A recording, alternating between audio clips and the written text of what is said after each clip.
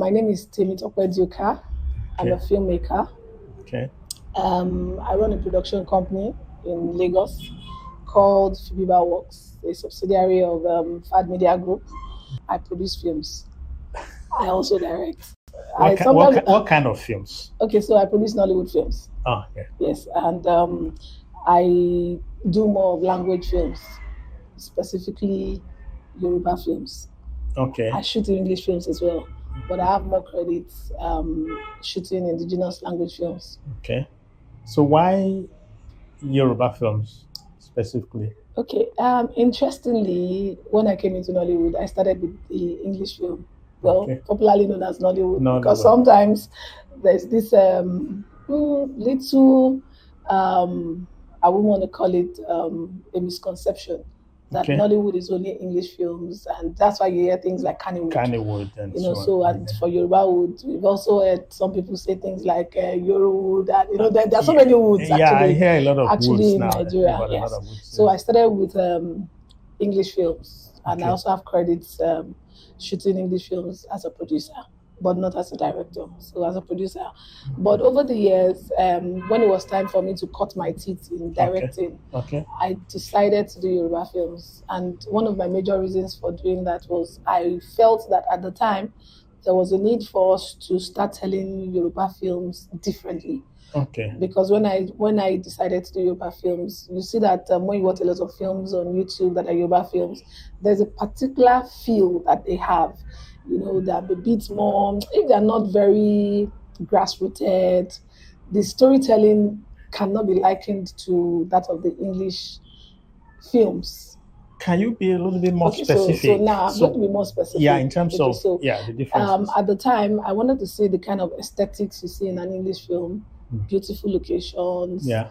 not talking too much, Yeah. which is one of the things that can be credited to Yoruba films. Yeah. You see that their lines can be excessively long. You're Yeah. watching a particular scene and it's going into 5 minutes and all that. Yeah. So I wanted something that was close, and I wanted a close, neat, clean storytelling. Because when you watch a lot of Yoruba films, some of the things you find until recently Yeah. is that you see that these films have several subplots. Yeah. So they're telling a story, but you are discovering that there are so many other stories happening within that story. At times they drown the main story. Exactly. There are Yeah. times it does that. Yeah. So I just felt the need that we should tell story in a linear one, just a linear, make it very simple, a simple, clean story. With a few You're not subplots. having too many subplots. There's a Yeah. focus, and you just stay to that focus. So Yeah. that was why I decided to do Yoruba films at the time. I just felt, okay, let's see if we can inject some of the things we do in the English industry, Yeah. industry into that Into the Yoruba into the film Yoruba films as well. Then secondly, at the time I started doing Yoruba films, another concern for me was that when you see Yoruba films, some of the things you also can easily just when you watch a Yoruba film Yeah. and you see the main actor, it's very easy for you to know that that's the producer. Every every lead actor in the Yoruba film is most likely the producer. Male. You know, so when they produce films, they're producing to showcase themselves as actors. But I was going into that industry because, well, for me, it was apart from loving the arts, I wanted to be, I was more interested in the commercial aspect of filmmaking Hmm. because it's called showbiz. So beyond the show, there must be business. So I was more interested in the business, and I looked at it at the time. Idumota was at this time probably a shadow of itself. Yeah. We were already not doing CDs, DVDs, Yeah. and all the lights were out. Yeah. We were already in the digital era, Yeah. whereby films now go to streamers and maybe the cables, Yeah. the video on demands and all that. So I told myself, if I decide to start filming fully, and I'm doing English films, where do I put these movies? At the time I started, yes, Netflix was just coming into Nigeria, so it wasn't yet established per se at the I time. realized So that. basically, it was YouTube, Yeah. and then there were very few YouTube channels that were commercial. And what do I mean by that? If you go on YouTube now, you find a lot of channels. At the time, they belong to maybe some of the Dumota marketers that evolved into YouTube marketers as well. That's the best distributors at the time. So you have to submit your stuff to them. You have to give them your film, then they showcase it on YouTube, then they pay you returns. Yeah. So for me at the time, I looked at it and I weighed my options. I looked at the English distributors, I looked at the Yoruba distributors, and I felt, okay, fine. I feel a bit safer with the Yoruba distributors, because for me, it wasn't just about filming. It was about getting returns. Yeah. So that was actually what drifted me more into Yoruba, because I wanted to be sure that I could get my ROI, my return on investment, at the time. So yeah. Now that you mentioned that, actually, I mean, it's very interesting that, I mean, right from time you were interested in the financial aspect. Yes. Because, I mean, I think I know your passion for this business, and one of the things that people fail to realize, and in most cases, well, one of the areas that I think consciousness is coming into is that money-making aspect of it, the business. I mean, film as art and business. Yes. So, but why did it interest you? Why did you think about that at that stage? Why did it form part of what you want to? Is it because this is a profession you want to go into, and the sustainability of the question? Because again, people think about the art, not the money, and then they leave the money for other people. Like there's the Dumota, there is this place in Onitsha that the other people run the business part of it. So why were you interested in running the business part of it? Okay, so this question is going to make me deviate a bit as well. Yeah. Okay, so like I said, I came into the business in 1996. Yeah. And I started. In fact, I rose through the ranks, actually. So it's practically, I've been through all the different gamut of film production. Yeah. So, but while doing that as well, I was also doing TV programming. Okay. The programs on TV, we had dramas on TV, like El Dorado, Girls Next Door, Images, just to mention a few. And I also worked on projects for even brands like MTN Textimania. I worked with Hunger Time Out with kids. I'd done a few things at the time, not few, quite a lot at the time. So for me, when I was in TV production, I was producing, but at the same time I was marketing. So I was also working with brands and media agencies at the time, because when you put your programs on TV, you need advertising. You need advertising. So at this time I was meeting with media agencies, brands, talking to them to get sponsorship, some form of media buying into TV programs. So it also opened my eyes to the fact that there's more to just the art. Just the visuals that you're seeing, just the beautiful picture, the business magic aspect you're seeing. Exists but there's a business also. aspect which is actually very boisterous. That's one area of this business that a lot of people come into Nollywood wanting to be in front of the camera, wanting to be seen, known, popular, famous, whatever word you want to call it. And you find out that you see a lot of so-called faces up until recently. If you back in the days, they will be very popular, but maybe with little finances in their pockets. So at the time, because I'd seen that at the time, so I just felt there must be a way to make some good money out of this. It should transcend beyond me being popular, and which was one of the reasons why at the time I was not very keen on putting my face on the stage, on the screen. People would come and say, you can feature, you can. But I just felt that there was more to it. I felt if I needed to be seen on stage, I must have the finances to actually look what it is, So for me, that was key. And also putting into consideration that if I shoot a film and I don't also do the research to understand how to make the money back, it means that at the end of the day, there will be a stop. Because I can't keep plowing in and then there's not no plowing return. anything back. So that was it for me. Which makes a lot of sense. So that was why at the time I was caught in between. Should I shoot English or should I shoot Yoruba? And I weighed my options and I felt, okay, fine. With the Yoruba industry, yes, it might be a smaller industry in the sense that it's limited by language. When you do English, it's broad. So even beyond Nigeria, beyond Nigeria, beyond maybe even beyond West Africa, it's a global. Anyhow you look at it, there's hardly any country that they don't understand English. They might not be able to speak, but at least they can They pick. can You know, understand. so But then, when's your movies even Yoruba subtitles? yes, there's subtitles. So which All which of them are subtitled. yeah, which makes it Yes, yeah. accessible to a lot of Yes, more yes, people. yes. Yeah. Now, I mean, since we've started talking about TV and core, I would like to go a little bit back into, yes, you've worked in, in different areas of an industry. Yes. And then from what you've said, that kind of the broad knowledge exposed you to different aspects, Yes. and that helped in you thinking and knowing the value of what thinking about the commercial aspect, what it does. So tell me, how did you come into the industry? I mean, what's the history, so to Okay. speak? Okay. So in 1996, I was still in school. Yeah. I was at the Nigerian Institute of Journalism Okay. because I wanted to be a journalist. Yeah. I still am anyway by extension. So at the time I was in school, and then I met my husband, who was already in film. Okay. So from school, I was working with NTA 7. Okay. I was an intern reporter Okay. with NTA 7, and I was there for over 2 years. Okay. Oh, Before so I you weren't finally even left. working in the No, I wasn't program. working. It was I was in the news. news. Yes. Okay. So I was in the news department. So I was in the newsroom writing news, going out to cover stories.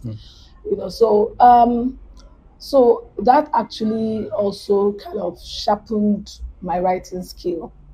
And before then, while growing up, I used to like to write stories. So I would write storybooks alongside my cousin. So we would write storybooks, and we'll compare notes, just try to check who wrote better, at the time. So getting into journalism just kind of strengthened that skill. That resolve. But again, journalism was a different kind of It story. was kind of different. But anyhow you look at it, despite the fact that journalism, we are telling a story. Yes. Only that this time it's a bit concise and but it's in a different form. Yeah. But of course, your writing skill has to be sharp enough. I know. Yeah, so I already had a background writing stories as a young girl. So getting into NTA only kind of just sharpened that skill. So when I met him, he was already established as a producer at the time. So, of course, my first interest was to write stories. I didn't want to act, even though my first debut was, I think, in 1997. Yeah. As a waka pass. So I started writing scripts. They would tell me stories. I started writing scripts. I started editing scripts as well. Some of the written scripts at the time. So that was my first contact with writing scripts. So writing scripts. Yeah. Did you apart from your journalism training, did you have any other formal training, or did you have access to books, or did you, because the form obviously different from each other? Yeah, of course.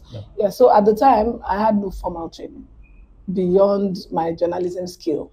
So all I had to do was just learn. I had some form of informal learning, getting to see scripts and trying to tailor my writing to the scripts I saw at the time. To imitate. Yes. I'm trying to imitate kind of. Well, I mean, in terms of the structure. I know, yes, in terms of the structure. Because even now, as a writer, one of the things that I tell my students, as a writer who teaches writing, is there's different genres. Yeah. So, yes, if you have the skill that you want to write a story that, for instance, you want to write maybe a thriller, I always tell them that there's nothing wrong in looking at extant scripts, thriller scripts. True. How do you convey certain things? Yes. If you are not clear, there's a database that I refer them to, scriptorama.com. That's the Hollywood database. I say, think about a particular script, look at what you want to do, how they are structured. Yes. So that would help you in knowing how to structure. As a matter of fact, saying this as well, currently I'm writing a book. Okay. And it brings me to what you're saying. Yeah. And Well, with the help of modern day technology, you have the Yeah. chat GPTs and all that. Yeah. So I already have my structure and everything. And when you go to those places, they give you prompts. Yeah. Okay, who do you want to sound like? Yeah. How do you want your language? Yeah. They're just prompts. Yeah. So it's just to buttress what you're saying. That Yeah. even then, in as much as I was writing scripts then. Yeah. I had to look at other script Other writers. scripts, yes. That gives you It an just idea. gives me an idea of okay, how they this is the how they structure. do it, the This is structure. how long every line should be. It Yeah. shouldn't be too lengthy. It shouldn't Yeah. be, so Yeah. so And yes. by doing it, by practicing, I mean, Yes, you just whatever get you better. do well, I think there's You this just get saying better. that everybody becomes a genius True. if you continue to do Yes. by Just practicing. keep sharpening your skills. Yeah, so you know how to Yeah. do it very well. True. And I mean, that becomes part of you. And of course, script writing is a lonely thing. Very lonely. So if you're not determined, if you're not You can easily deliberate, get bored. You can easily get bored and you just and then you dump it. forget about Yes. it, and then yeah. So talking about movies, so how many movies have you produced today? Wow. Well, there's so many you can't even remember. Not like there's so many. I'm trying to see if I can combine those that I've done in English to with the language Yoruba, films. yeah. So I would say between the English and the language films, maybe like 22. Oh wow, that's a lot. Yeah, maybe like 22. That's a lot. Yeah. So Nollywood.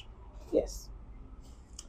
One of the things that I've noticed, I mean, in Nollywood movies, and thank God I'm talking to a producer who has done a lot of work, who is at the same time a writer. One of the things that I think is not very common, of course, there are few examples that exist out there, is purely children movies that are children centered. Why do you think this is happening? Where we don't have movies that are totally devoted to children. Okay, so for me, Yeah. and based on my experience, Yeah. one of the biggest challenges is filming for children. Yeah. One, it's not profitable.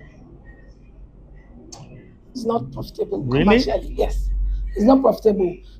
I know that somebody like Zebejiro did a film on children at a time. It didn't do well, and that's one of several that are out there. And even I also did a film recently. Even though the film was about a child, I just took it off YouTube, but it's on African Magic. Why? It's called Banke. No. After a while, you just take them off. Okay. Then you put them somewhere else. So, but it's on African Magic as we speak. It's called Banke. It's actually tailored around a child. Telling a story about a child. Oftentimes, it's not like I said, it's not profitable, and that takes me back to TV programming again. So, sometime in the 2000s, early 2000s.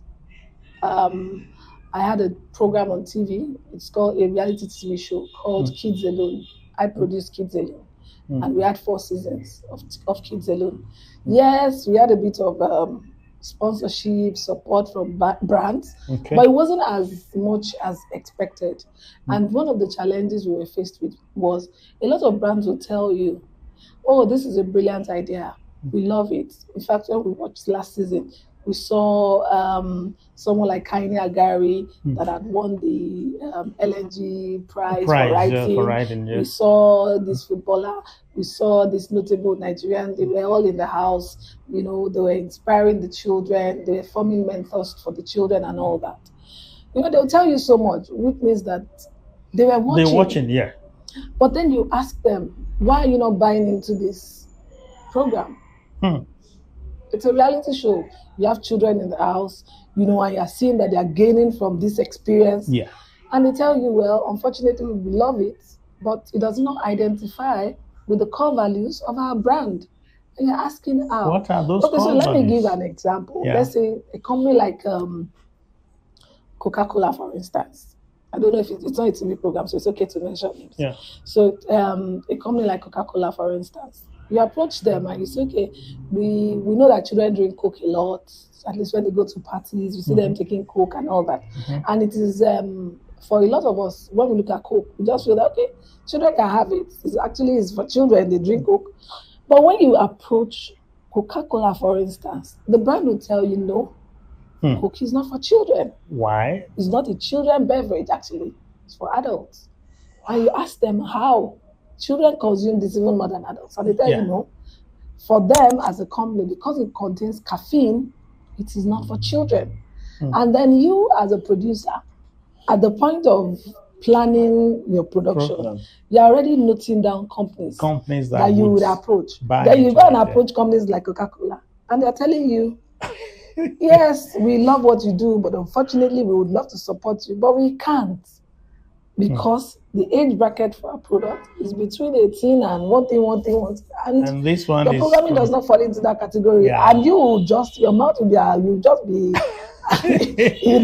wow. So that's one of the challenges. Then also you see brands that you also feel are children brands. Then you approach them as well. They tell you, yes, we are indeed children's brands. Yes, we are. But unfortunately, it still does not work with our core values because, yes, our consumers are children. But yet, in terms of our target, we are targeting parents because these children do not have any purchasing power. Money speaks. And then, of course, when you look at it closely, they are being realistic. But they are being realistic. So at the end of the day, yes, it's consumed by children. But unfortunately, the brand does not. From mothers and their concern is for the parents. Yeah. So these are some of the challenges. Yes, but I've seen a program actually. Just that reminds me, Ijogman by Kunle Afolayan. Yeah. Was of course for teenagers. The main actor. Remember Ijogman by Kunle Afolayan, where these young kids. It's not a children's program. It's not a children's program, but it was inspired again by this, the traditional storytelling thing. It's not a children's program. Well, the main actors who understand what you're saying, they were just, they just catalyze it because it basically talks about what adults do and so on. But that's kind of interesting. If you look abroad, you find programmings like iCarly, Akila the Bee, and all of that. Yeah, that's children program. We don't have such here. Yeah, and there are so. Anytime I watch Akila the Bee, I feel so emotional about it because of. And like I said, while we were off camera, another major challenge why children programming is not thriving in Nigeria.